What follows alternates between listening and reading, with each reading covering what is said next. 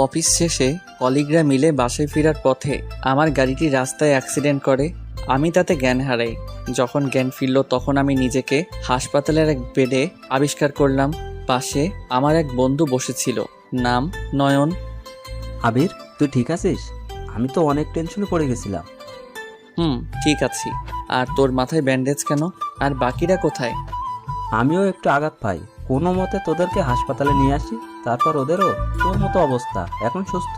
তাদের পরিবার তাদের পাশেই রয়েছে। আমি আন্টিকে ফোন দিয়েছিলাম, তারা আসতেছে। ও, এখন চলুন আমার পরিচয় আসি। আমার নাম আবির, মায়ের বড় ছেলে। ছোট এক ভাই আছে। ভার্সিটি শেষে একটি কোম্পানিতে জব করি, স্যালারিও মোটামুটি ভালো। এই নিয়ে আর কি। আপনাদেরকে পরিচয় দিতে দিতে হঠাৎ আম্মু আর আমার ভাই আমার রুমে ঢুকে পড়ে কেঁদে দেয়। আরে আম্মু, কাঁদছো কেন?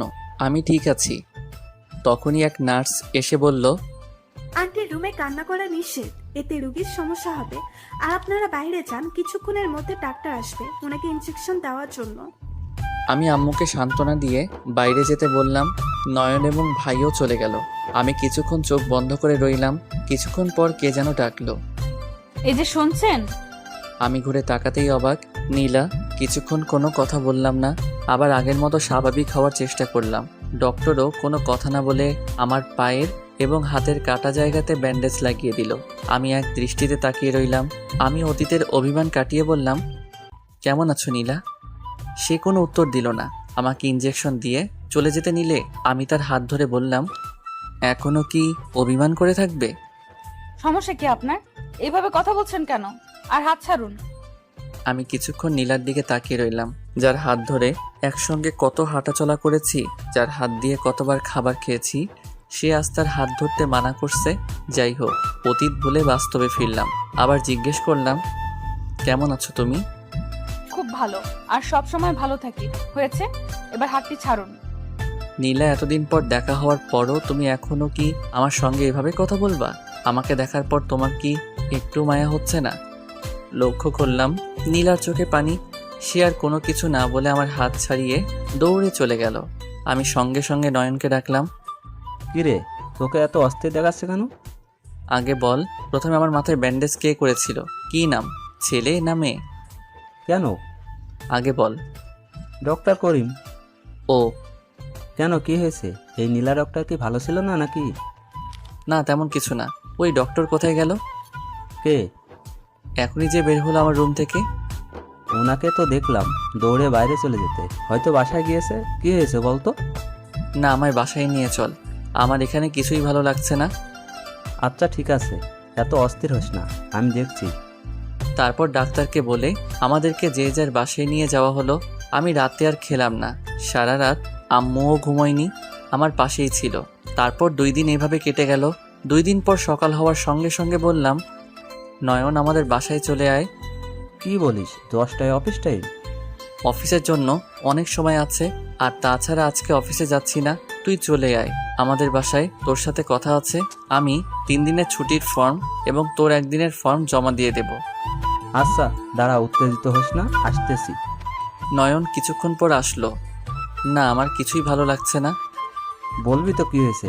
আর তুই ওই দিন হাসপাতালে কেমন অমন করছিলি? আসলে নীলা আমার প্রাক্তন প্রেমিকা ছিল রে। কি, কোন নীলা? ডক্টর নীলা। কি বলিস? এই কথা তুই আমাকে আগে বলিসনি কেন? বলে কি হতো বল? ওই দিন হঠাৎ হাসপাতালে দেখা হওয়ার পর আমি নিজে অবাক। ওর সঙ্গে আমার রাজশাহীতে বিচ্ছেদ হয়, পরে ও চট্টগ্রামে চলে আসে। তুই বিষয়টা খুলে বলতো। শোন তাহলে, গত 1 বছর আগের কথা। তখন রাজশাহীতে থাকতাম।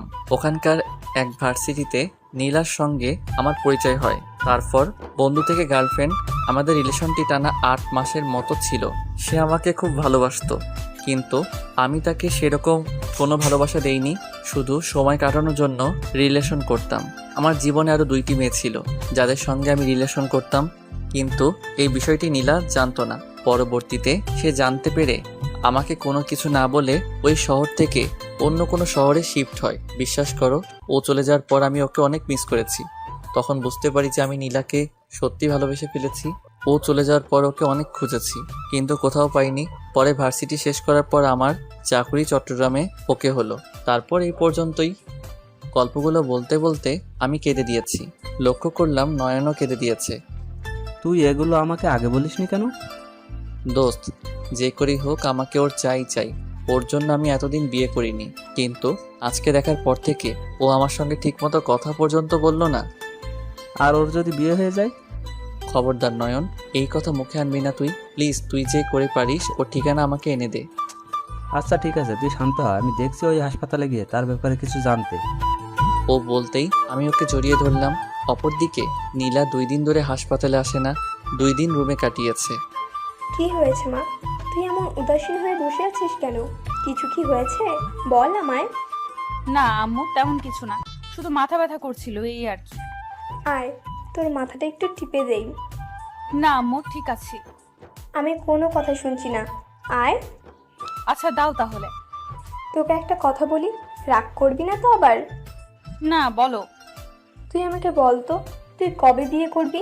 এই বয়সে তুই একা একটা মেয়ে, আমাকে কি ভালো লাগে বল? অনেক বিয়ের প্রপোজাল আসতেছে, কিন্তু তুই না করে দিচ্ছিস কেন বল তো মা? কথাটি শোনার পর নীলার মনটি আরো খারাপ হয়ে গেল। বারবার এখন তার আমার কথাই মনে পড়ছে। তার জন্যই তো সে এতদিন বিয়ে করেনি এবং কাউকে বিয়ে করতেও চায় না। কি হলো, চুপ করে আছিস যে? আম্মু আসলে আমি বিয়ে করতে চাই না। কি বলছিস এসব? তুই মেয়ে, বিয়ে না করে একা কিভাবে থাকবি বলতো? তুই কি পাগল হয়ে গেছিস? দেখ নীলা, তুই যদি কাউকে ভালোবেসে থাকিস তাহলে আমাকে বল। আর যদি সে তোর জীবনে না থাকে তাহলে তুই কেন একটি ছেলের জন্য নিজের জীবন নষ্ট করবি বলতো মা? কারোর জন্য কারোর জীবন থেমে থাকে না। বলেই আম্মু তার দিকে এবং নীলা তার আম্মুর দিকে কিছুক্ষণ তাকিয়ে রইল। আচ্ছা ঠিক আছে, তুমি যার সঙ্গে আমার বিয়ে ঠিক করবা আমি তাকেই বিয়ে করব। তুই সত্যি বলছিস? কিন্তু আমার মনে হচ্ছে তুই মন থেকে বলছিস না। কেউ থাকলে বল আমায়। আম্মু তুমি যাও তো, আমি বলছি ছেলে দেখো। আচ্ছা ঠিক আছে। আম্মু চলে যাওয়ার পর নীলা চোখের কয়েক ফোঁটা পানি ফেললো। নিজের খুশির জন্য না হলে অন্তত পরিবারের খুশির সাথে বিয়েটা করার জন্য রাজি। অপরদিকে নয়ন হাসপাতালে গিয়ে নীলার সব ডিটেলস এক নার্সকে জিজ্ঞেস করলো। Excuse me, good morning. Good morning. জি বলুন, কি বলবেন? আসলে আমি নীলার সম্বন্ধে জানতে এসেছি। প্রথমে নার্স বলতে রাজি না হলেও জোরাজোরি করাতে নীলার অ্যাড্রেস বলে দেয়। নীলা কত মাস আগে এখানে জব নিয়েছে বলতে পারবেন কি? জি, প্রায় 10 মাস। ওকে, আপনাকে অসংখ্য ধন্যবাদ। আমি বসে আছি আর নীলার কথা ভাবছি। তার অভিমানগুলো সত্যি অনেক বেশি। আমি কেন নীলাকে আগে চিনতে পারিনি? কেন? আমার ভুলের কারণে সে আজ আমার থেকে দূরে। তখনই দোষ পেয়ে গেছি নীলার সব ইনফরমেশন। বলিস কি? ওকে খুশিতে জড়িয়ে ধরলাম। আরে স্যার, আর আদর করা লাগবে না, আগে শোন। তারপর নয়নের কাছ থেকে নীলার ঠিকানা এবং ও হাসপাতালে কবে জব নিয়েছে সেটা শুনলাম। কিন্তু দোস্ত, আমার একটা খটকা লাগছে। কি আবার? আমি শুনতে ভুলে গেছি যে ওর বিয়ে হয়েছে কি হয়নি। যদি ওর বিয়ে হয়ে যায়? তুই আবার এই কথা বলছিস? আমার বিশ্বাস যে নীলা এখনো বিয়ে করেনি। এখন তাড়াতাড়ি চল, ওদের বাসায় যাই। যেই বলা সেই কাজ। আমি উঠে ফ্রেশ হয়ে খেয়ে সকাল 11টার দিকে রওনা হলাম নীলার বাসার উদ্দেশ্যে। হয়তো ও এই সময় বাসায় নেই, নির্ঘাত হাসপাতালে। আগে শুনেছিলাম নীলার আম্মুর সঙ্গে ও একাই থাকে। আমরা দুইজন সিএনজি করে ঠিকানা অনুযায়ী পৌঁছে গেলাম। এই যে চাচা, বাসায় কি কেউ আছে? জি না, খালাম মার্কেটে গেছে। কখন আসবে বলতে পারেন কি? ঠিক জানি না। ও আচ্ছা ঠিক আছে, ধন্যবাদ আপনাকে। বলেই নয়ন আর আমি সেখান থেকে চলে আসি। এখন কি করি? নয়ন চল, হাসপাতালে যাব। দুইজন হাসপাতালে গেলাম। এক নার্সকে ডেকে জিজ্ঞেস করলাম, এই যে নার্স, ডক্টর নীলা কি হাসপাতালে আছে? ডক্টর নীলা রুগী দেখছেন, বের হতে একটু সময় লাগবে, আপনারা বসুন। ওকে। দেখে যদি তোকে ইগনোর করে তাহলে কি করবি? ইগনোর করাটাই স্বাভাবিক। দেখি দেখা করে, কাজ না হলে সোজা নীলার আরও কাছে যাব বিকেলের দিকে। আমরা কথা বলতে বলতে নীলা আইসিইউ থেকে বেরিয়ে আসলো। আমাকে দেখা মাত্রই দাঁড়িয়ে কিছুক্ষণ চেয়ে রইল। তারপর হন হন করে তার কেবিনের দিকে হাঁটা ধরলে আমি তার কেবিনের সামনেই হাতটা ধরে ফেলি। এটা দেখে নয়ন সেখান থেকে চলে যায়। দাঁড়াও নীলা, আমার কিছু কথা আছে তোমার সাথে। আমার হাত ছাড়ুন। না, ছাড়বো না, আগে আমার কথা শুনতে হবে। আমার হাত ছাড়ুন বলছি, না হলে খারাপ হয়ে যাবে কিন্তু। আমি আপনার কোনো কথা শুনতে চাই না। না, তোমাকে শুনতে হবে। আমি যে তোমাকে এখনো ভালোবাসি নীলা। আমি বলতেই ঠাস ঠাস করে নীলা আমার গালে জ্বর বসিয়ে দিল। কেন? আজ মনে পড়লো আমার কথা? তোর জন্য, শুধু তোর জন্য আমি আজ। বলতে চেয়েও বলল না নীলা। হনহন করে নিজের কেবিনে চলে গিয়ে দরজা বন্ধ করে দিল। সবাই আমার দিকে অসহায় দৃষ্টিতে তাকিয়ে আছে। আমি মাথা নিচু করে বাইরে চলে আসলাম। নীলা আমাকে এভাবে সবার সামনে অপমান করতে পারলো? কি এমন বলেছিলাম আমি? জানি তার হাত ধরার অধিকার আমার নেই, কিন্তু অন্তত আমার কথাটুকু শুনতে পারতো। বাইরে আসতেই নয়নকে দেখতে পেলাম। কিরে, তোর মুখ এত ভারী কেন? কিছু কি হয়েছে? তারপর ওকে সব খুলে বললাম। শুনেই নয়ন রেগে বলল, কি? ওই মেয়ের এত বড় সাহস? তুই দাঁড়া, আমি আসতেছি। ওকে থামিয়ে দিয়ে বললাম, না দোস্ত, যাস না প্লিজ। কিছুক্ষণ নীরবতা কাটিয়ে আমরা বাসায় চলে গেলাম। ওইদিকে নীলা নিজের কেবিনে ঢুকে টেবিলে মাথা নিচু করে কাঁদছে। পাশে দাঁড়িয়ে থাকা নার্স তাকে সান্ত্বনা দিচ্ছে। মনটা ভীষণ খারাপ। নীলার এমন ব্যবহারে সত্যি বড়ই অবাক আমি। আগে রিলেশনে থাকার সময় কখনো নীলা আমার সঙ্গে এমন উঁচু গলায় কথা বলার সাহস পর্যন্ত পাইনি, কিন্তু আজ সে আমাকে গালে চড় বসিয়ে দিল। কিন্তু সে কি এমন বলতে চেয়েছিল যা সে বলতে চেয়েও বলল না? আমার এসব ভাবতে ভাবতে চোখের কোণায় জল এসে গেল। ভাবলাম, না আর না, আমি কখনোই আর ওর সামনে যাব না। তখনই নয়নের ফোন ধরতেই, কিরে, কি করছিস? এই তো শুয়ে আছি। তুই না আজকে নীলাদের বাসায় যেতে চেয়েছিলি? না রে, আমি আর এসব বিষয়ে জড়াতে চাই না। এত তাড়াতাড়ি হার মেনে নিলি? এই, তুই আবির, একটা সামান্য মেয়ের কাছে হেরে যাস? বন্ধু, নিজের মাঝে বিশ্বাস রাখতে শেখ, বুঝলি? তুই যদি একবার নীলাকে হারিয়ে ফেলিস তাহলে সে সারা জীবনের জন্য অন্য কারো হয়ে যাবে। জীবন একটাই, বুঝছিস? নয়নের এসব কথা শুনে নিজের প্রতি একটা ফিলিংস পাচ্ছি এখন। নয়ন বলে উঠল, আর তাছাড়া আমি কিছুক্ষণ আগে তার এক কলিংয়ের মাঝে জানতে পারলাম যে নীলার এখনো বিয়ে হয়নি এবং তোকে গালে চড় মারার পর তার কেবিনে গিয়ে কান্না করেছিল। এইটা কথা শোনার পরে আমি লাফিয়ে উঠি। তুই কিভাবে জানলি? ওখানে পরে আবার গিয়েছিলাম, নার্সের কাছ থেকে এসব জানতে পাই। নয়ন, তুই রেডি হয়ে বাইরে আয়, আমরা তাদের বাসায় যাব তার আম্মুর সঙ্গে কথা বলতে। যেই ভাবা সেই কাজ, গাড়ি করে বেরিয়ে পড়লাম। তাদের বাসার দারোয়ান দরজা খুলে দিল। তাদের বাসার মেইন দরজায় বেল বাজাতেই এক মুরব্বি এসে দরজা খুলে দিলেন। বুঝলাম এটাই নীলার আম্মু, অর্থাৎ আমার ভবিষ্যৎ শাশুড়ি। দেখে আমরা সালাম দিলাম। আসসালামু আলাইকুম আন্টি। ওয়ালাইকুম আসসালাম। তোমরা কে বাবা? আন্টি, আমরা নীলার কলেজের ফ্রেন্ড। নীলা কি বাসায় আছে? ও আচ্ছা, না নীলা বাসায় নেই। আন্টি, আসলে আপনাকে একটা কথা বলার ছিল। বাইরে দাঁড়িয়ে আছো কেন? আসো, ভেতরে আসো। তোমরা বসো, আমি চা বানিয়ে আনছি। না আন্টি, থাক, আমরা চা খাবো না। আসলে আপনাকে খুব গুরুত্বপূর্ণ একটি কথা বলার ছিল, কিন্তু কথাটা কিভাবে যে বলি। আরে সমস্যা নেই, তোমরা নির্দ্বিধায় বলতে পারো। আসলে আন্টি, আমি আপনার মেয়ে নীলাকে ভালোবাসি।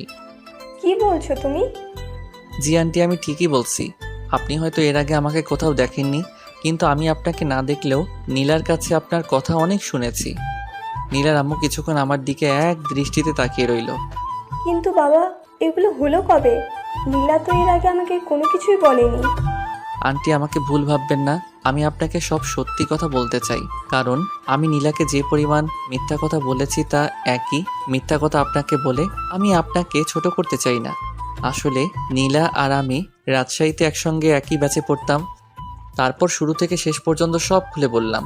আমার সব কথা শুনে নীলার আম্মু কিছুটা করুণ দৃষ্টিতে আমার দিকে তাকিয়ে রইল, কারণ অতীতের কথা বলতে বলতে চোখের কোণে পানি চলে এসেছিল আমার। আন্টি, বিশ্বাস করুন, আবির খুব ভালো একটা ছেলে। সে হয়তো আগে ভুল করেছে, কিন্তু নীলা তাকে তার ভুল শুধরানোর একটিবারও সুযোগ দেয়নি। কিন্তু এখন সে তার ভুল শুধরিয়ে নিতে চায়। প্লিজ, আপনি না করবেন না।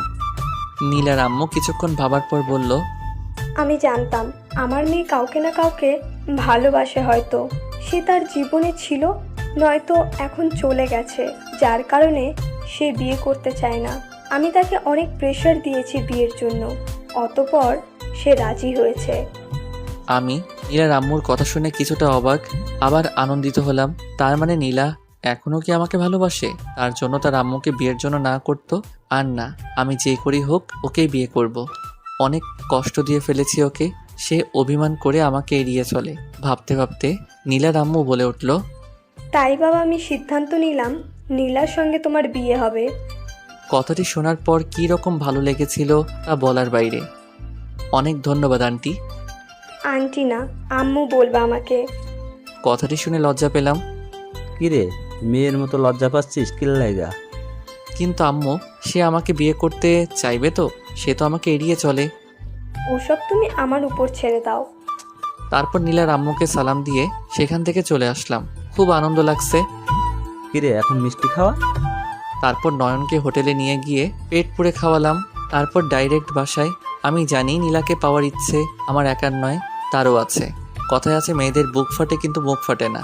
ও আমার জন্য এতদিন বিয়ে করতে চাইনি, শুধু আমার জন্য অপেক্ষা করে গেছে। কিন্তু এখন আমাকে দেখে অভিমান নিয়ে ওর আম্মুকে বিয়ের জন্য হ্যাঁ বলে দিয়েছে। এখন এভাবে হবে না, তাই আবার নীলার সঙ্গে দেখা করতে যাব। বিকেলের দিকে গাড়ি নিয়ে আবার হাসপাতালে গেলাম একাই। ভেতরে সোজা এক নার্সের কাছে গেলাম। নার্স আমাকে দেখতেই, এই কি হয়েছে আপনার? বসুন বসুন, আমি ডক্টরকে ডাকছি। কি পাঠক পাঠিকারা, বুঝতেছেন না তো? আমি জানি নীলা এমনি অমনি আমার সঙ্গে কথা বলবে না, তাই হাতটা হালকা করে কেটে দিয়েছি। হয়তো এটা পাগলামি। নার্স সঙ্গে সঙ্গে আমাকে নীলার কেবিনে নিয়ে গেল। আমাকে নীলা এমন অবস্থায় দেখে কিছুটা অবাক, আবার কিছুটা ভয়ও পেয়ে গেল। আমি নীলার দিকে এক দৃষ্টিতে তাকিয়ে আছি। জানি নীলা এখান থেকে চলে যেতে চাচ্ছে, কিন্তু যেতে পারছে না, কেননা এটা তার কর্তব্য। নীলা আমার হাতে ব্যান্ডেজ লাগিয়ে দিচ্ছে আর চোখে আমার দিকে তাকাচ্ছে। তার এমন ভঙ্গিমা দেখে খুব ভালো লাগছে। আমি বললাম, মেডিসিন দেবেন না? নীলা বলে উঠল, আপনি রেস্ট নিন, আমি মেডিসিন দিচ্ছি। সে উঠতে গেলেই আমি আবার তার হাত চেপে ধরি। নীলা প্লিজ, হয়তো এটা জীবনের শেষ সময়। এটা রাগ অভিমান করে থাকার সময় নয়। হাত ছাড়ুন, এটা হসপিটাল। আপনি আপনার কথা বাইরে বলতে পারেন। না, আমি হাত ছাড়বো না। নীলা রেগে হাত ছাড়িয়ে নিয়ে, তুমি নিজেকে কি মনে করো? তুমি যখন ইচ্ছে অন্য মেয়ের সঙ্গে ঘুরবা, আবার তাদের সঙ্গে ঘোরা শেষ হয়ে গেলে আবার আমার কাছে ফিরে আসবা, আর আমি মেনে নিব? আমি অন্য মেয়েদের মতো না আবির, যে অনেক ছেলের সঙ্গে রিলেশন করব। তোমাকে আমি কম ভালোবাসিনি আবির, নিজের থেকেও অনেক বেশি ভালোবেসেছিলাম তোমাকে, কিন্তু এখন আর তোমায় ভালোবাসি না। কথাগুলো বলতে বলতে নীলার চোখে পানি চলে আসলো। তাহলে এখন আমায় না ভালোবেসে থাকলে কেন আজ পর্যন্ত বিয়ে করনি? কেন আমাকে দেখে দূরে সরে যাও? তুমি আমাকে না ভালোবেসে থাকলে কখনো আমার উপর অভিমান করে থাকতে না। আমার কথাগুলো শোনার পর নীলা কিছুক্ষণের জন্য চুপ করে রইল। নীলা, এমনকি তুমি আমার ভুল শুধরিয়ে নেওয়ার একটা চান্সও তাও নাই। বিশ্বাস করো, তুমি না বলে চলে আসার পর থেকে আমি তোমাকে অনেকবার খুঁজেছি, কিন্তু কোথাও খুঁজে পাইনি। লক্ষ্য করলাম নীলার চোখে পানি। শোনেন, আমার আম্মুকে আমি বিয়ের জন্য হ্যাঁ বলে দিয়েছি, আর প্লিজ আমাকে ডিস্টার্ব করবেন না। নীলা আর কোনো কিছু না বলে ওষুধ দিয়ে কেবিন থেকে বেরিয়ে গেল। তুমি যতই বলো আমাকে ভালোবাসো না, কিন্তু মনে মনে তুমিও আমাকে চাও। বিয়ে তো তোমার আমার সঙ্গেই হবে। হ্যাঁ, আমার মনটা খারাপ, আবার কিছুটা খুশি লাগছে, কিন্তু আরও আনন্দ অনুভব করতাম যখন নীলা আমাকে নিজে মেনে নিত। তারপর আমি হাসপাতাল থেকে বাসায় চলে আসি। ওদিকে নীলা হাসপাতাল থেকে সোজা তার বাসায় চলে যায়। কি রে, কখন আসলি? এই তো আম্মু, এই মাত্র। বলেই নীলা রুমে চলে গেল। নীলার আম্মু তার পিছু তার রুমে গিয়ে, কি রে মা, কিছু কি হয়েছে? তোকে এমন দেখাচ্ছে কেন? মনে হচ্ছে কিছুক্ষণ আগে কান্না করেছিস। না আম্মু, কিছু না। ও এমনি আসার সময় চোখে বালি পড়েছিল, তাই হয়তো মনে হচ্ছে তোমার। আমার কাছ থেকেও কি সব লুকাবি রে মা? সব খুলে বল আমাকে, কি হয়েছে? বলছি তো আম্মু, কিছু হয়নি। আচ্ছা ঠিক আছে, তুই ফ্রেশ হয়ে নে, আমি খাবার দিচ্ছি। আর তোর সঙ্গে কথা ছিল তোর বিয়ে নিয়ে। এ কথা শোনার পর নীলার মনটি আবার খারাপ হয়ে গেল। তারপর নীলা ফ্রেশ হয়ে খাবার খাওয়া হয়ে গেলে নীলার আম্মু বলল, মা, আমি তোর বিয়ের জন্য এক ছেলেকে দেখেছি। ছেলে প্রাইভেটে জব করে, তার পরিবারে তার মা আছে। কালকে ছেলের মা তোকে দেখতে আসবে। আর সব থেকে বড় কথা, ছেলেটা তোর সমবয়সী ছেলে। কথাগুলো শুনে নীলার চোখে পানি চলে আসলো। নীলার আম্মু কিছুটা বুঝতে পারলো, কিন্তু কিছু বলল না। এই নে, দেখ ছেলের ছবি। ছেলে দেখতে কেমন? না মা, আমি দেখবো না। তোমার ছেলে পছন্দ হয়েছে, এটাই অনেক। আমি এই বিয়েতে রাজি। কথাটা বলে নীলা দৌড়ে নিজের রুমে চলে গেল। অপরদিকে আমি শুয়ে শুয়ে ভাবছি, আজকে থেকে অফিসের ছুটি শেষ, আগামীকাল থেকে আবার অফিসে যেতে হবে। চাকরি জীবনটা বড়ই অদ্ভুত। কোনো স্বাধীনতা নেই। আবার জীবনের শুরু থেকে পড়াশোনা, তারপর ইন্টার, অনার্স, মাস্টার্স পড়াশোনা শেষ করি। আবার চাকরি খোঁজা, চাকরি পাওয়ার পর ব্যস্ততা, এর মাঝেই ভালোবাসার মানুষটিকে সময় দেওয়া। কতই না কষ্ট এই জীবনে।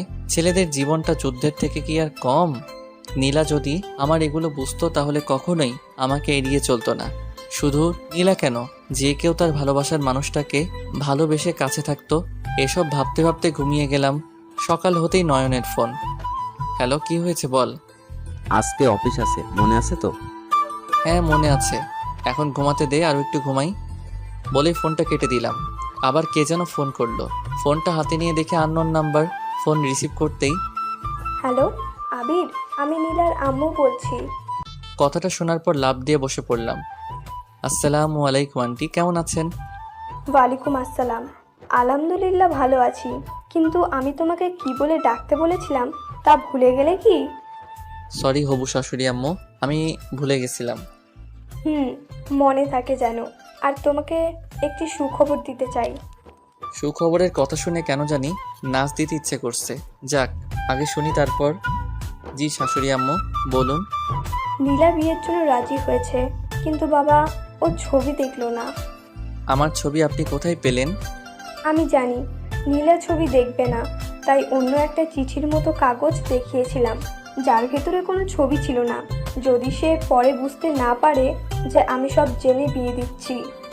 শাশুড়ি আম্মু, সে যদি ছবি না দেখে তাহলে তো সে বিয়েটা মন থেকে করছে না। আমি জানি বাবা, গতকাল বিয়ের কথা বলতেই নীলার চোখে জল দেখেছিলাম আমি। কিন্তু দেখবা, বিয়ের পর সব ঠিক হয়ে যাবে। আর শোনো, তুমি তোমার আম্মুকে আজ বিকেলে আমাদের বাসায় পাঠিয়ে দিও। নীলাকে আজকে বাসায় থাকতে বলেছি, আর তুমি আসলে হয়তো ও বিয়েতে না করে বসবে। ওকে ঠিক আছে শাশুড়ি আম্মু। কথাটি শোনার পর খুশি লাগছে, আবার মনটাও ভীষণ খারাপ। এই ভেবে যে বিয়ের পর নীলার রিয়াকশন দেখতে কেমন হবে। বিয়ে করে আমাকে দেখার পর ও কি বিয়েটা মেনে নিবে? তারপর আমি ফ্রেশ হয়ে আমার আম্মুকে অতীত থেকে শুরু করে সব ঘটনা আম্মুকে খুলে বললাম। কথাগুলো শোনার পর ঠাস ঠাস করে আমার গালে জ্বর বসিয়ে দিল। তোর তলে তলে এত কিছু ঘটে গেল, আর তুই আমাকে আজ বলছিস? যা দূরে যা। যাবো না আমি তোর বিয়ের জন্য মেয়ে দেখতে। প্লিজ মা, এমন করো না। তুমি ছাড়া আমার আর কে বা আছে বলো? হয়েছে, ছাড়, পাম দিতে হবে না। খেয়ে অফিসে যা, বিকেলে আমাকে পৌঁছে দিয়ে আসবি। আমি আম্মুকে ধন্যবাদ জানিয়ে নাস্তা করে অফিসে চলে গেলাম। ওখানে নয়নকে সব খুলে বললাম। কি বলিস? কিন্তু দোস্ত, বিয়ের দিন যদি নীলা তোকে দেখে বিয়েতে না করে দেয়? সেটাই তো ভয়। কিন্তু জীবনে কিছু পেতে গেলে রিস্ক নিতে হয়। এবার না হয় আমি আমার সম্মানের রিস্ক নিলাম। তাহলে আজকে তুই বিকেলের দিকে ছুটি নিবি? আম্মুকে নীলাদের বাসা পর্যন্ত পৌঁছে দিয়ে আসতে হবে। তারপর দুপুরের পর ছুটি নিয়ে বাসায় গেলাম। দেখতেছি আম্মু আগে থেকে তৈরি হয়ে বসে আছে। আম্মু, তুমি তৈরি, কিন্তু তোমার হাতের ভ্যানিটি ব্যাগে ওগুলো কি? ওগুলো আমার ঘরের হবু বৌমার জন্য। হয়েছে, এখন তাড়াতাড়ি আমাকে নিয়ে চল। তারপর আমি সিএনজি করে আম্মুকে তাদের বাসা অবধি পৌঁছে দিয়ে হবু শাশুড়ি আম্মুকে ফোন দিয়ে জানিয়ে দিলাম। তিনি বাসা থেকে বের হয়ে এসে আম্মুর সঙ্গে পরিচিত হলেন। তারপর তারা বাসায় গেলেন। আমি কোনো কথা না বলে সিএনজি করে বাসায় চলে আসি। ওখানে থাকলে নীলা দেখে ফেললে সর্বনাশ। আম্মু, শাশুড়ি আম্মু নীলাদের বাসায় ঢুকতেই আম্মুকে বসতে দিয়ে শাশুড়ি আম্মু নীলাকে ডাক দিলেন। নীলা আজ শাড়ি পরেছে। হাতে নাস্তার কফিটি নিয়ে আম্মুর সামনে আসতেই নীলাকে দেখে, বাহ, আপনার মেয়ে তো দেখছি বেশ সুন্দরী। কথাটা শুনে নীলা খানিকটা লজ্জা পেল। আসসালামু আলাইকুম আন্টি। ওয়ালাইকুম আসসালাম। কেমন আছো মা? জি আলহামদুলিল্লাহ আন্টি, আপনি কেমন আছেন? খুব ভালো। কিন্তু তুমি দাঁড়িয়ে আছো কেন? বসো। জি। তারপর আম্মু নীলার সম্বন্ধে সব জানলো। নীলার কাছ থেকেই, এই যে মা, দেখো আমার ছেলের ছবি। না আন্টি, আমি দেখেছি। নীলার আম্মু এটা লক্ষ্য করে বুঝলো নীলা এই বিয়েতে সহমত না। কিন্তু নীলা যাকে ভালোবাসে তার সঙ্গে তার বিয়ে হতে চলেছে, তা তো আর নীলা জানে না। কি হলো মা, তোমার চোখে পানি কেন? ওটা কিছু না আন্টি। তোমাকে আমার খুব ভালো লেগেছে। আমি আমার ছেলের বউ হিসেবে তোমাকে দেখতে চাই। তুমি কি রাজি মা? আর যদি তোমার অন্য কেউ থেকে থাকে তাহলে তুমি আমাকে খুলে বলতে পারো, কেননা তুমি আমার মেয়ের মতো। আমি তোমার আম্মু হয়ে তার সঙ্গে তোমার বিয়ে দিয়ে দেবো। কথাটি শোনার পর নীলার খুব ভালো লাগা শুরু হলো আম্মুর প্রতি। এরকমই তো শাশুড়ি আম্মু চেয়েছিল সে। চোখে পানি নিয়ে নীলা বলল, জি না আন্টি। বলেই নীলা আম্মুকে জড়িয়ে ধরল। হয়েছে মা, এবার নাও, তোমাকে আংটি পরিয়ে দিই। আংটি পরানোর কথা শুনতেই নীলার মনে আমার কথা মনে হলো, আবার রাগও চলল তার উপর। অবশেষে আম্মু নীলাকে একটি আংটি পরিয়ে দেওয়ার সময় নীলা বাধা দিল। ও অবশেষে পরে নেয়। নীলা দুঃখিত হলেও সে এরকম শাশুড়ি আম্মু পেয়ে অনেকটা আনন্দিত। আমি ছাদে দাঁড়িয়ে ভাবছি, নীলা যদি বিয়েতে সহমত দেয় তাহলে সে অন্য কাউকে বিয়েতে বর হিসেবে ভাবছে, কিন্তু বিয়ের পর আমাকে দেখলে তার রিয়াকশন কেমন দেখতে হবে ভাবতে ভাবতে কখন যেন আম্মু ছাদে এসে, আবির, মা তুমি? নীলাকে আংটি পরিয়ে আসলাম। মেয়েটা বেশ মিষ্টি, তোর পছন্দ আছে বলতে হয়। আচ্ছা বলতো, তুই এরকম একটা মেয়েকে রেখে অন্য কোনো মেয়ের সঙ্গে টাঙ্কি মারতে গিয়েছিলি? আম্মু তুমিও না? তখন এত কিছু বুঝলে কি যেতাম নাকি? আচ্ছা 3 দিন পর তোদের বিয়ে ঠিক করে আসলাম। কি বলতেছো? এত তাড়াতাড়ি হবে আমি তো ভাবি নাই। আচ্ছা সে কি পাত্রের ছবি দেখেনি? না, দেখতে চাইনি। তারপর আম্মু সব খুলে বলল। শোন, এই 3 দিন অফিস করবি, তারপর বিয়ের জন্য ছুটি নিবি, ঠিক আছে? আর কোনো গোলমাল আমি শুনতে চাই না। বলেই আম্মু চলে গেল। তার মানে নীলা আম্মুকে অনেক পছন্দ করেছে, আবার আংটি পরতেও দ্বিধাবোধ করছিল। আমি জানি নীলার মনে এখনো আমি আছি। অবশ্য আমি জানি সে অভিমানে বিয়েতে হ্যাঁ করেছে। সে ভাবছে বিয়েটা অন্য ছেলের সঙ্গে হবে। সে তো আর জানে না বিয়েটা তার আমার সঙ্গে হতে চলেছে। সে কি একথা জানে না যে একটি দুর্ঘটনা সারা জীবনের কান্না?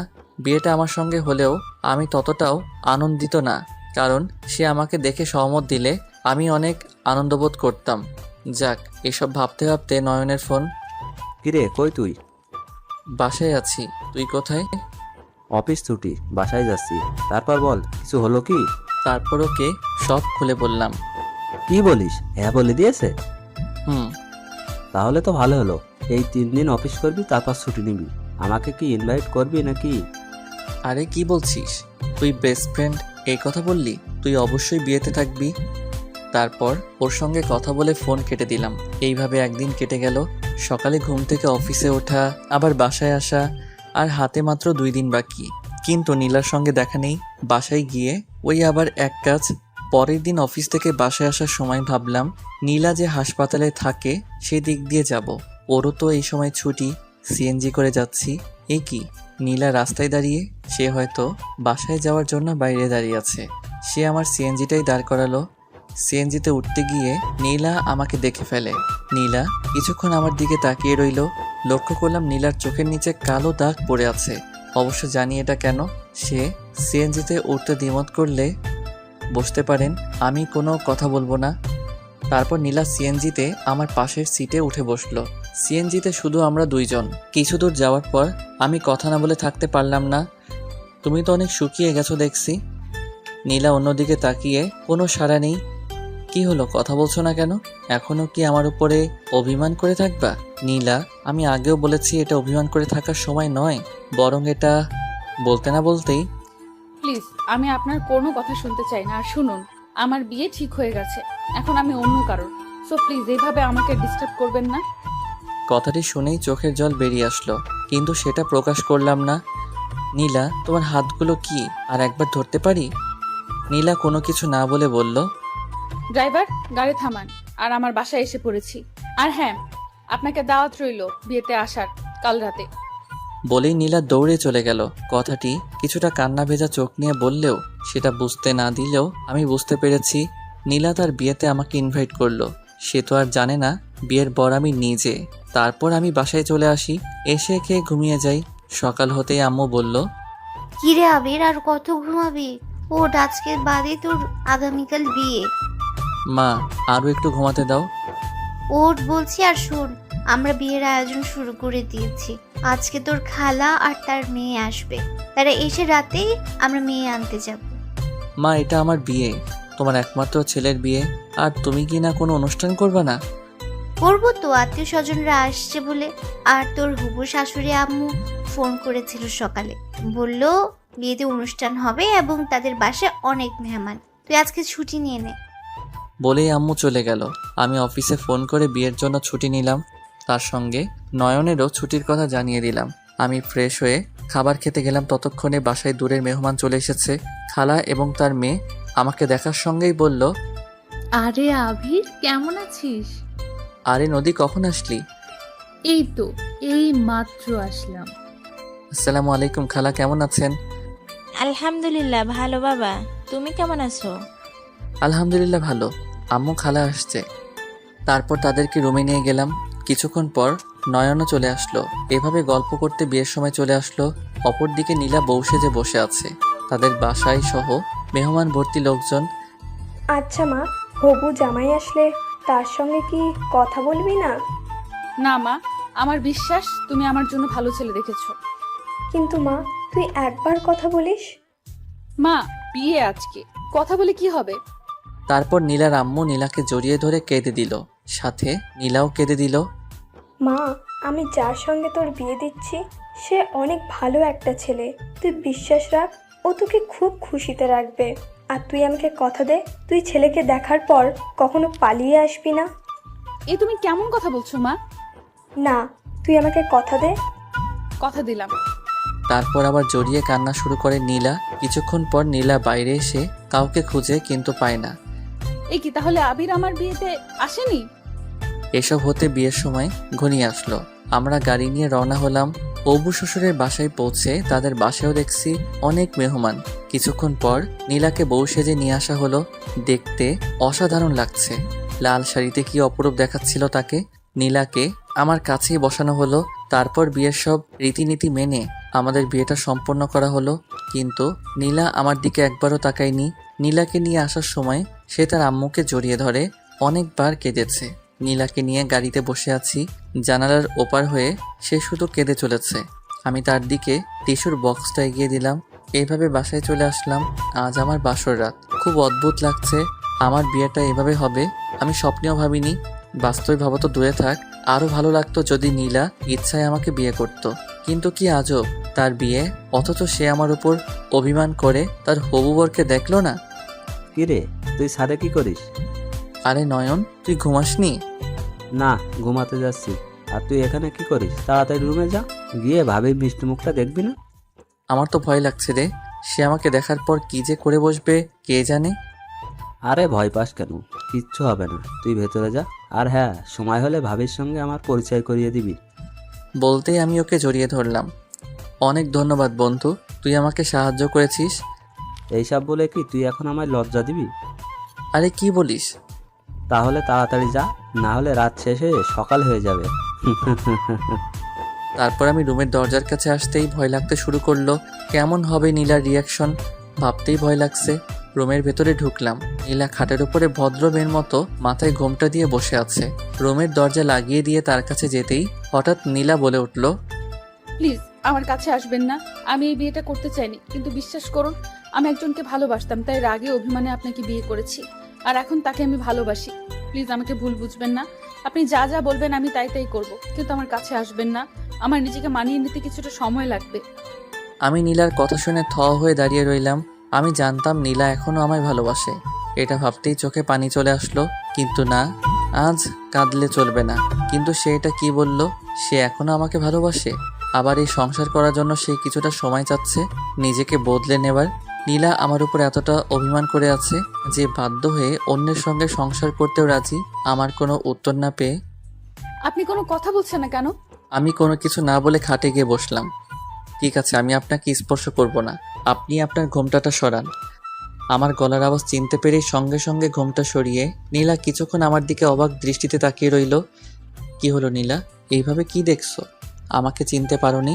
না, এটা বিশ্বাস হচ্ছে না যে আমি এখানে কি করছি। আমি তোমাকে বিয়ে করেছি। তোমার আম্মুকে আমাদের সব কথা খুলে বলেছিলাম। তারপর তিনি বিয়েতে রাজি হন। নীলার দিকে তাকাতেই তার চোখে পানি দেখলাম। বুঝলাম সে প্রচুর রেগে আছে। নীলা আমাকে কোনো কিছু না বলে বিছানা থেকে নেমে সোজা দরজার দিকে হাঁটা ধরলো। আমি তার হাত ধরে বললাম, কোথায় যাচ্ছ নীলা? হাত ছাড়ুন, না হলে ভালো হবে না। কিন্তু আপনার মতো প্রতারকের সঙ্গে আমার সংসার করার কোনো ইচ্ছা নেই। হাত ছাড়ুন বলছি। নীলা, কি বলো এসব? বাড়ি ভর্তি মেহমান, তুমি এভাবে গেলে মানুষ কি ভাববে? নীলা এক ঝটকায় আমার হাতটি ছাড়িয়ে নিল। আপনার মতো একজন প্লে বয় প্রতারকের কাছে আমি থাকতে চাই না। আপনি একজন প্রতারক। আগে তো মানুষের মন নিয়ে খেলেছেন, আর এখন প্রতারণা করছেন। আপনার মতো বেহায়া লোক আমি আমার জীবনে দেখিনি। নীলার এই কথাগুলো শুনে আর রাগ কন্ট্রোল করে রাখতে পারলাম না। সঙ্গে সঙ্গে ঠাস ঠাস করে গালে 2টা চর বসিয়ে দিলাম। নীলা তাল সামলাতে না পেরে মেঝেতে পড়ে গেল। মেঝেতে বসে থেকে গালে হাত দিয়ে আমার দিকে তাকিয়ে রইল। তারপর আমি তাকে হাত ধরে দাঁড় করালাম। রাগে আমার চোখগুলো লাল হয়ে গেছে। নীলা এতে অনেকটা ভয়ে আছে বুঝতেছি। দাঁড়া হয়ে গেলে হাত দিয়ে এখনো আমার দিকে কান্নামাখা মুখ নিয়ে তাকিয়ে আছে। এবার বলো আমি কি ভুল করেছি? কোথায় প্রতারণা করেছি বল? আমি তোকে কোথায় ঠকিয়েছি? হ্যাঁ, আমি আগে প্লে বয় ছিলাম, তা আমি স্বীকার করছি। তোর মন নিয়ে খেলা করেছি, তাও আমি স্বীকার করছি। কিন্তু তার জন্য আমি তোর কাছে অনেকবার ক্ষমা চাইতে এসেছি, কিন্তু তুই করেছিস ক্ষমা? পরে আমি আমার ভুল বুঝতে পেরে তোকে পাগলের মতো খুঁজে বেড়াই, কিন্তু না, কোথাও খুঁজে পাইনি। তুই চলে আসার পর থেকে বুঝতে পারি যে আসলে আমি তোকে কতটা ভালোবাসি। তুই আমার ভুল শুধরানোর কি একটা সুযোগ দিয়েছিলি? লক্ষ্য করলাম নীলা ভয়ে কাঁপছে। আসলে তুমি আমাকে সত্যিকার অর্থে কখনো ভালোবাসোনি নীলা। তুমি যদি আমাকে সত্যিকার অর্থে ভালোবাসতে, কখনো আমাকে ছেড়ে অন্য কাউকে বিয়ে তো দূরে থাক, চিন্তাও করতে না। লক্ষ্য করলাম নীলা আমার কথা শুনে ফুপিয়ে ফুপিয়ে কাঁদছে। এখন কাঁদছো কেন? আমার এমন রুড ব্যবহার দেখে, না নিজের ভুল বুঝতে পেরে বলো? নীলা শুধু দাঁড়িয়ে দাঁড়িয়ে কেঁদেই চলেছে। নীলা, আমি তোমাকে কখনো ঠকাইনি, বরং আমাদের সব কথা আমি তোমার আম্মুকে খুলে বলেছিলাম। শোনার পর তিনি এই বিয়েতে রাজি হন। তোমাকে তিনি ছবিও দিয়েছিল দেখতে, কিন্তু তুমি দেখোনি। আবার আমার আম্মু তোমাকে দেখতে এসে আমার ছবি তোমাকে দিয়েছিল, তুমি দেখতে চাওনি। এমনকি বরের নাম কি তুমি তা জানতেও প্রয়োজন বোধ করনি। তুমি ছবিটা দেখলে হয়তো আর এই বিয়েটা হতো না। আর তুমি আমার ছবিটা দেখে বিয়েতে না করলে আমিও তোমাকে আর বিয়ে করতাম না। তোমার আম্মু মনে করেছিলেন তুমি আমাকে বিয়ে করে পরে মেনে নিয়ে সুখে থাকবা, তাই তিনি রাজি হয়েছিলেন। এখন সব শুনে এখনো যদি আমাকে ভুল ভেবে থাকো, তাহলে যাও। আমি রুমের দরজা খুলে দিলাম। আর কখনোই তোমার আশেপাশে আমি যাব না, কখনো ডিস্টার্ব করব না, যাও। নীলা কোনো কিছু না বলে ফুপিয়ে ফুপিয়ে কান্না করতে করতে দৌড়ে ওয়াশরুমে চলে গেল। আমি আবার রুমের দরজাটা লাগিয়ে সোফায় বসে পড়লাম। আজ নিজের মাঝে খুব অভিমান জমেছে। যত রাগ অভিমান ছিল তা আজ সব নীলার উপর ঝেড়েছি। চোখগুলো এখনো আমার লাল বর্ণ ধারণ করে আছে, কিন্তু নীলাকে এত জোরে গালে চড় মারা আমার উচিত হয়নি। পরক্ষণে মনে হলো যে না, গালে চড় মেরে ঠিকই করেছি। সবসময় পাগলামি সহ্য করলে হয় না, শাসনও করতে হয়, আর তার অধিকার আমার আছে। কিন্তু অনেকক্ষণ তো হলো, নীলা এখনো বের হচ্ছে না কেন? দরজার কাছে যেতেই নীলা দরজা খুলে বের হয়ে আসলো। আমাকে দেখে কিছুক্ষণ চোখের দিকে তাকিয়ে রইল। নীলার চোখগুলো লাল বর্ণ আকার ধারণ করেছে। বুঝলাম ওয়াশরুমে গিয়ে অনেক কান্না করেছে। তাতে আমার কি? আমি কোনো কিছু না বলে ওয়াশরুমে ঢুকে পড়লাম। শেরওয়ানিটা চেঞ্জ করলাম। ফ্রেশ হয়ে রুমে এসে দেখি নীলা বিয়ের শাড়ি চেঞ্জ করে নীল শাড়ি পরেছে। কি অপরূপ দেখতে, সুন্দর লাগছে তাকে। নীলাকে এমন ড্রেসে অনেক আগে দেখেছিলাম, এখন দেখতে আরো বেশ সুন্দরী লাগছে। পরক্ষণে কিছুক্ষণ আগের কথা মনে পড়তেই মাথায় রক্ত চড়ে গেল। আমি কোনো কিছু না বলে আমার বালিশ কাঁথা নিয়ে সোফায় শুয়ে পড়লাম। লক্ষ্য করলাম নীলা এখন দাঁড়িয়ে আমার দিকে কান্না মাখা চোখে তাকিয়ে আছে। দেখে খুব মায়া লাগছে, কিন্তু না, আমি আর কোনো মায়া দেখাতে যাব না। বেশি দরদ দেখাতে গেলে লাঠি চড়ে বসবে। আপনি ঘুমাতে পারেন, আমি লাইট অফ করব না। আগামীকাল আপনাকে আপনার বাসায় পৌঁছে দিয়ে আসবো বলেই আমি ঘুমিয়ে গেলাম। মধ্যরাতে কারো কান্নার আওয়াজে ঘুমটা ভেঙে গেল। চোখ খুলে দেখি লাইট অফ। ডিমের আলোয় নীলাকে দেখতে পেলাম বিছানায় ওই পাশ হয়ে শুয়ে ফুপিয়ে ফুপিয়ে কাঁদছে। নীলাকে কাঁদতে দেখে খুব খারাপ লাগছে যে আমার এমনিতেই আগে অনেক কষ্ট দিয়ে ফেলেছি, এখন বিয়ের পরও কি তাকে কাঁদাবো? যাই হোক, সে তো আর এই বিয়ে মানে না। আমি আর ঘুমালাম না। আজ রাতের আকাশটা খুব মেঘালয়। আকাশে বিদ্যুৎ চমকাচ্ছে, মনে হচ্ছে বৃষ্টি হতে চলেছে। কিছুক্ষণের মধ্যেই মুষলধারে বৃষ্টি শুরু হলো। আকাশের বিদ্যুৎ চমকানোর আলোয় মাঝের মধ্যে আমার রুমটি আলোয় ভরে উঠেছে। এতক্ষণে হয়তো নীলা ঘুমিয়ে পড়েছে। এই বৃষ্টি রাতে খুব করে ইচ্ছে করছে তাকে জড়িয়ে ধরে তার দিকে অপলক দৃষ্টিতে তাকিয়ে থাকি, কিন্তু তা আর সম্ভব নয়। কিন্তু তারপরও আমি নিজেকে আর আটকে রাখতে পারলাম না। গুটি গুটি পায়ে খাটের কাছে গেলাম। নীলা ওপাশ হয়ে ঘুমাচ্ছে। আকাশের বিদ্যুৎ চমকানোর আলোয় মাঝের মধ্যে আমার রুমটি আলোয় ভরে উঠছে, আর এ আলোয় তার মায়াবী মুখখানা আরো মায়াবী দেখাচ্ছে। আজ অতিরিক্ত কাদার কারণে নীলার মুখখানা মলিন হয়ে গেছে, চোখের নিচে কালো দাগ বসে গেছে। আরো একটু কাছে যেতে দেখলাম চোখের নিচে কালো দাগ বসে গেছে। না, এখানে এভাবে থাকলে বোঝা যাবে। আমি আবার সোফায় গিয়ে শুয়ে পড়লাম। এক রুমে ভালোবাসার মানুষটি থাকার পরও কোনো কিছু বলতে পারছি না। আবার ঘুমিয়ে গেলাম। বাইরে এখনো বেঘরে বৃষ্টি হচ্ছে। কিছুক্ষণ পর ঘুমের মধ্যে কে যেন আমার মাথায় হাত দিল। আমি ঘুমিয়ে থেকে সেটা অনুভব করছিলাম। চোখ মেলে তাকাতেই কাউকে দেখলাম না। নীলাকে খাটে দেখলাম শুয়ে থাকতে। এভাবে সকাল হয়ে গেল। ভোর কখন হয়েছে তা আমি বুঝতে পারিনি। দরজায় কে যেন কড়া নাড়ছে। ওই শব্দে ঘুমটা ভেঙে গেল। উঠে দেখি নীলা খাটে নেই। আমি দরজা খুলে দিলাম। কি ভাইয়া, ঘুম থেকে উঠতে ইচ্ছে করছে না বুঝি? ও তুই? আরে না, কেবল তো ভোর হলো। আচ্ছা, ফ্রেশ হয়ে নিচে আসো। ওকে হ্যাঁ বলে দরজাটা লাগিয়ে দিলাম। দরজা লাগিয়ে দিতে ওয়াশরুম থেকে নীলা বের হয়ে আসলো। আমি দেখে টাসকি খেয়ে গেলাম। মনে হয় গোসল করেছে। নীলা বের হয়ে আমার দিকে তাকিয়ে রইল। আমি কোনো কিছু না বলে টাওয়েল ব্রাশ নিয়ে ওয়াশরুমের দিকে যেতেই নীলা আমাকে পেছন থেকে জড়িয়ে ধরলো। প্লিজ তুমি আমাকে ক্ষমা করে দাও আবির, আমি অনেক ভুল করেছি। এই করছেন কি? ছাড়ুন। আপনি চিন্তা করবেন না, আজকে আপনাকে আপনার বাসায় দিয়ে আসবো। প্লিজ ক্ষমা করে দাও। আমি সত্যি আর কখনো এমন আচরণ করব না। আমি তোমাকে ভুল বোঝার জন্য সরি। আমি কোনো কিছু না বলে সোজা ওয়াশরুমে চলে গেলাম। না আর ভালো লাগছে না। ফ্রেশ হয়ে বের হয়ে দেখি নীলা একদম দরজার সামনে দাঁড়িয়ে। আমি কোনো কিছু না বলে নিচে চলে গেলাম। সেও আমার পিছু পিছু নিচে আসলো। আরে মা, আসো, বসো। তারপর সকালের নাস্তা করলাম। আম্মু আমাকে ইশারা দিয়ে বলছে কি হয়েছে। আমি তেমন গুরুত্ব না দিয়ে খেয়ে ছাদে চলে আসি। কিছুক্ষণ পর আম্মু আসলো। কি হয়েছে বলতো? নীলা তোকে দেখে কোনো কিছু বললো না কেন? তারপর আমি সব ঘটনা আম্মুকে খুলে বলি। তার মানে সে তার ভুল বুঝতে পেরেছে। তো আর কি লাগে বাবা, তুই ওকে ক্ষমা করে দে। আমি আম্মুর কথা শুনে চুপ করে আছি। যেহেতু নীলাকে আগে অনেক কষ্ট দিয়েছি, তাই আর কষ্ট দিতে চাই না ওকে। তারপর আমি আর আম্মু বাসায় চলে আসি। ড্রয়িং রুমে দেখি নীলা আর নদী বসে গল্প করছে। আমি সোজা আমার রুমে চলে আসলাম। আমার পিছু পিছু নীলাও আসলো। আমি বসে আছি। নীলা রুমে এসে দরজায় দাঁড়িয়ে আমাকে দেখে আসে। চান তৈরি হয়ে নেন, আপনাকে আপনার বাসায় ছেড়ে দিয়ে আসি। আমি কি একবারও বলছি যে বাসায় যাব? চুপ। বলো। বলেই নীলা আমার কাছে এসে আমাকে জড়িয়ে ধরলো। এই করছেন কি? ছাড়ুন। না, আমি ছাড়ছি না। বলে আমি তাকে ছাড়িয়ে নিলাম। নীলা কোনো কিছু না বলে একটা ফল কাটার নাইফ হাতে নিয়ে, এই যে মিস্টার, আমার অধিকার আছে আপনার প্রতি। আপনি কি আমার অধিকার খাটাতে দেবেন? না দিব আমার হাতে চালিয়ে। আমি কিছুটা ঘাবড়ে যাই। এই কি করছেন কি? দিন, নাইফটা দিন, হাত কেটে যাবে। জি, হাত কাটার জন্যই নিয়েছি।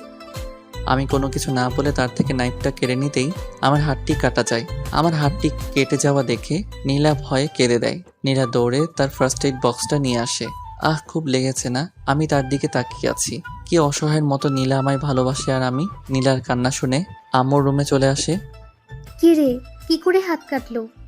তারপর নীলা সব খুলে বলে। এই ঘটনার পর রাতে শাশুড়ি আম্মু খালা বসে অনেক কথা শুনিয়েছে নীলাকে। পরে আমাদের এসব নিয়ে মীমাংসা করে সব ঠিক হয়ে যায়। জি, এবার ক্ষমা করেছো তো? কিন্তু আমাকে গালে চড় মারা সুদে আসলে নেব। আজকে রাতে বুঝবা খেলা কাকে বলে। দেখবো কত পারো। আচ্ছা, কয়টা বাবু নিবা বলো? আমার তো মনে হচ্ছে তুমি কেঁদে দিবা। কথাটা শুনতেই নীলা হেসে দিল। তাই নাকি? দেখি কেমন কে কাকে কাঁদায়।